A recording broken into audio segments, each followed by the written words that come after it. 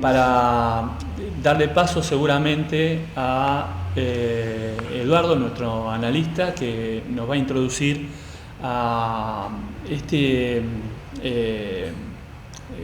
esta conferencia, hablando sobre Eduardo Fernández, ¿sí? Hablando justamente, cuando hablamos de economía física, ¿de qué estamos hablando? Eh, ¿Qué es lo que determina la economía física? ¿Por qué hablamos de economía física? Bueno, un poquito de todos estos interrogantes los vamos a estar conversando, los vamos a estar exponiendo junto con el licenciado Eduardo Fernández. Eduardo.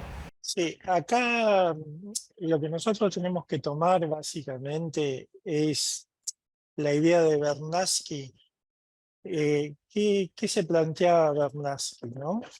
Porque Bernatsky toma un análisis muy interesante que después lo va a tomar Larouche, o el movimiento de Larouche, que, que lo que va a hacer es tomar a la litosfera, a la biosfera y a la noosfera. ¿Qué significan estas tres cosas, no? Y estas tres cosas significan un poco la evolución de cómo evolucionó el mundo a lo largo del tiempo, y pone a la noosfera. ¿Qué significa la noosfera sobre todo? Y es básicamente el pensamiento del hombre para el desarrollo no solamente del hombre mismo, sino de la biosfera, o sea, de los seres vivos y de la humanidad todo. Entonces, decía, por ejemplo, en el año 38, Bernatsky, que tomando en cuenta la energía que suministra el Sol, la agricultura hace posible mantener a 150 personas por kilómetro cuadrado. Es decir, en la superficie terrestre del total del globo se podría mantener una población de 22.500 millones de personas, a saber, 22 a 24 veces el número actual. Utilizando las fuentes energéticas, la Tierra podría mantener una población de 3 billones de personas, es decir, más de 10 billones de veces mayor que la población actual. Entonces, esta cifra se debería aumentar enormemente, ya que el hombre ahora puede utilizar una fuente de energía. La fuente de energía es aquella que se conecta con el núcleo atómico. Esto lo dijo Bernatsky en el año 38. Con lo cual, acá tenemos una dicotomía con aquellos que tienen una idea malthusiana donde el hombre es un animal y a ese animal hay que eliminarlo de alguna manera, como fue el National, el, eh, como fue en su momento la exposición de Kissinger, o más en la edad moderna Bill Gates, con la fórmula de control poblacional y con todo el desarrollo que sucedió a partir de la pandemia, donde algunos lo han llamado pandemia, otros lo han llamado plandemia, y con todo lo que se está discutiendo sobre si fueron vacunas o no fueron vacunas. Pero eso queda para dominio de otro tema, ¿no? Lo cierto es que hay un dominio establecido por lo no vivo, como decíamos antes, la litosfera, un espacio propio, el dominio que pertenece a la biosfera y el dominio que pertenece al hombre, ¿no? Que era un poco lo que explicábamos antes, que es el de la noósfera. Entonces, así como el hombre es visualizado a imagen y semejanza de Dios, donde el universo tiene principios básicos de creación finito, pero no confinado en una curvatura, entonces la realidad, la densidad relativa potencial de población tiene un nuevo paradigma. ¿Por qué? Porque si yo aplico toda la mente, todo el conocimiento del hombre a partir de lo que significa el desarrollo, yo puedo hacer o puedo sostener una población muy superior a la que hoy tenemos. Sin embargo, hay gente que opina que hoy hay que hacer eugenesia, eutanasia y demás. Entonces, acá tenemos que el hombre, a través de su evolución, ha demostrado adaptarse a los diversos cambios que se fueron planteando. Y acá lo podemos ver claramente, ¿no? Por ejemplo, en la tecnología, de acuerdo a la tecnología que existía en algún momento, tenemos la densidad demográfica y tenemos la población total. Es decir, que nosotros en caza y recolección había 2 o 3 millones de personas, y si nosotros vamos al último cuadro, tenemos entre 20 y 30 mil millones de personas si utilizáramos todas las tecnologías que teníamos a mano. Entonces, a su vez, el siglo este nos presenta un desafío muy grande, ¿no? Y también un marco teórico diferente al que se propugna la escuela clásica de la economía. Y esta es la óptica larullista, que es la necesidad de instalar y reinstalar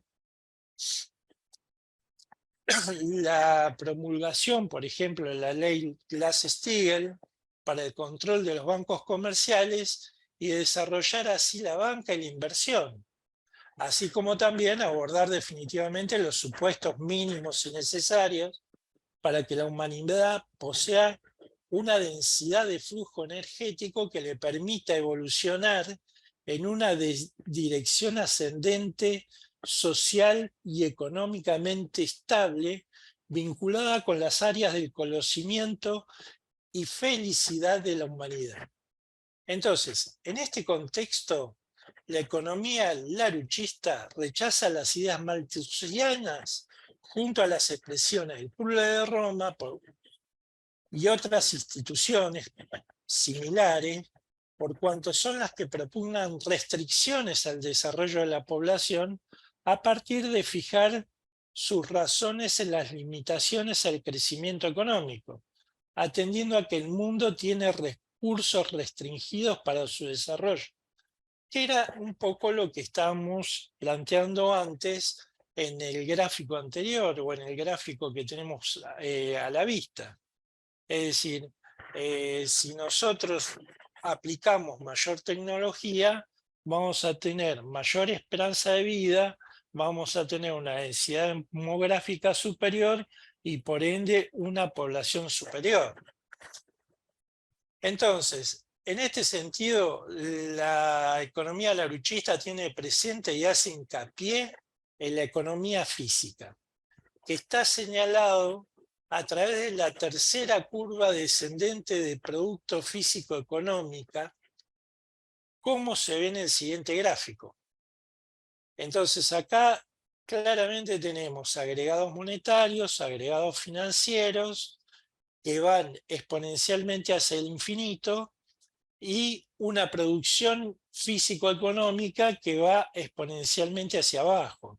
Entonces, ¿cómo revertir este proceso en el cual está inmerso, entre otros países, la República Argentina, a diferencia de otros países, como por ejemplo China, que este tipo de gráfico no se condice con lo que es China, o por ejemplo la India, donde está teniendo un aumento de densidad poblacional.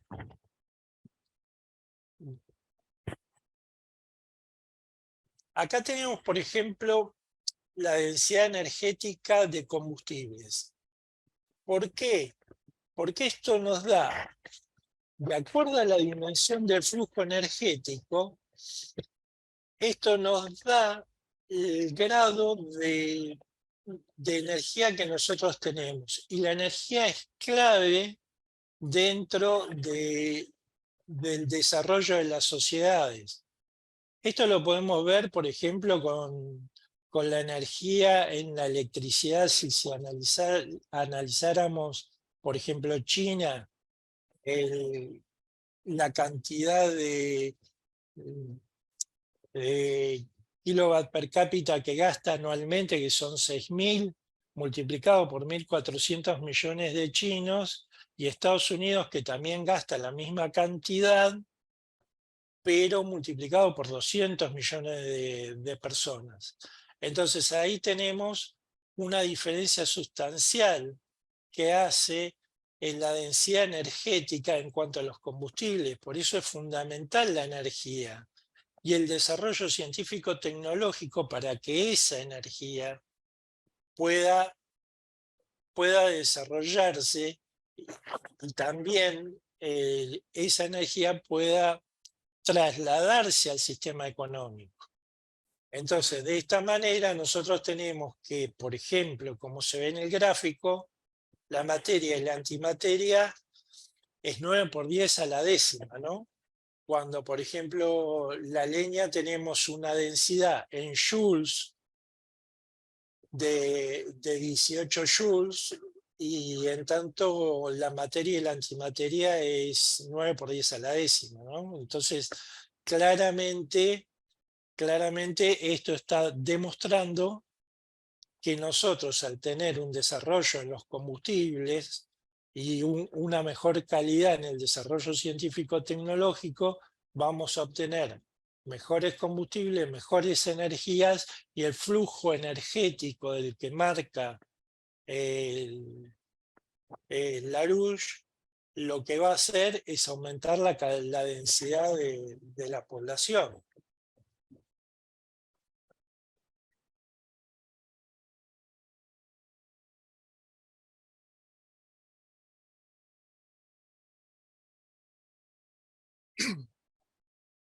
Por otro lado, lo que tenemos entonces es que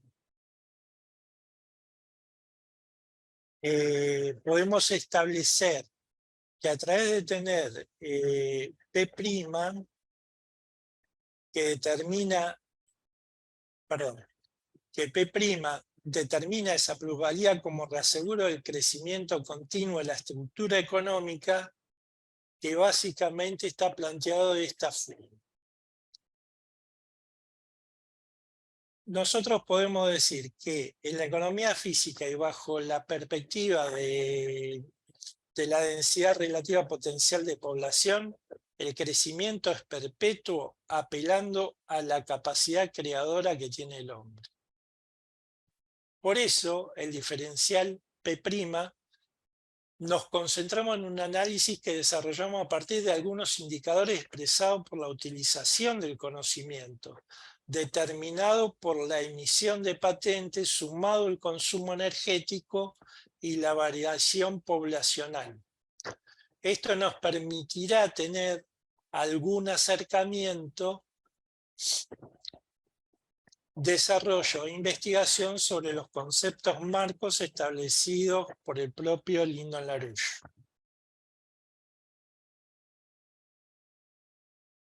A partir de aquí, tenemos que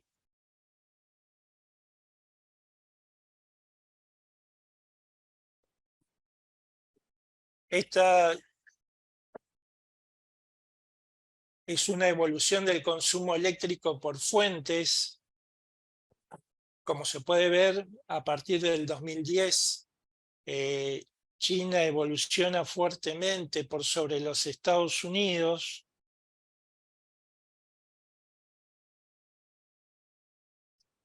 y esto cómo impacta en la densidad relativa potencial de población. Fíjense, a partir del 2010, como China supera a Estados Unidos,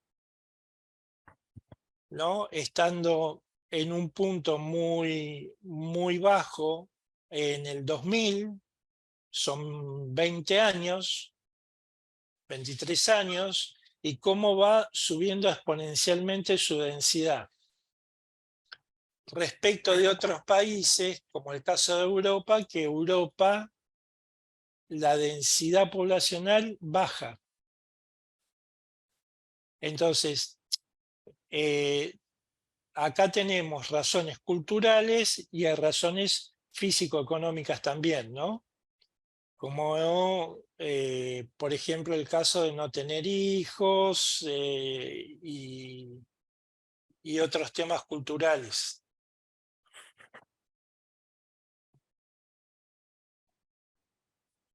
Acá tenemos la evolución del PBI medido según el Banco Mundial. Y si ustedes se dan cuenta de la línea roja de Estados Unidos es muy importante respecto a su PBI.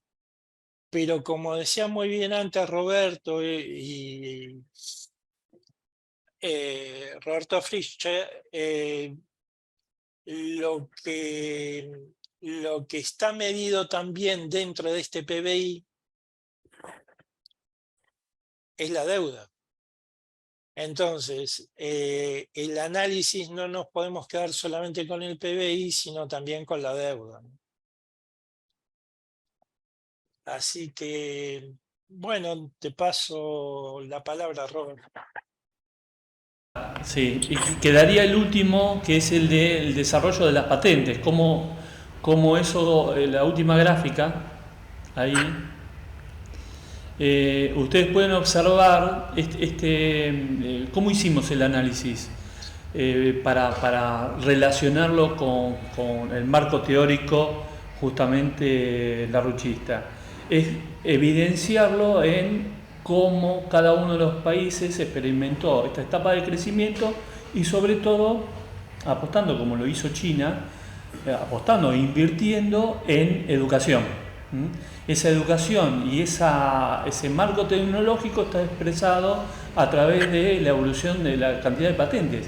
Y fíjense el break, considerando que China sacó a 800 millones de su población de la pobreza en esa década, ¿sí? En esta década. Pero fíjense lo importante, primero, del crecimiento del 2000 al 2010. Y sobre todo cómo cambia la tendencia en forma vertiginosa a partir del 2010. Es casi geométrica, es impresionante. Bueno, agradecer el aporte, el análisis que ha hecho el licenciado Eduardo Fernández.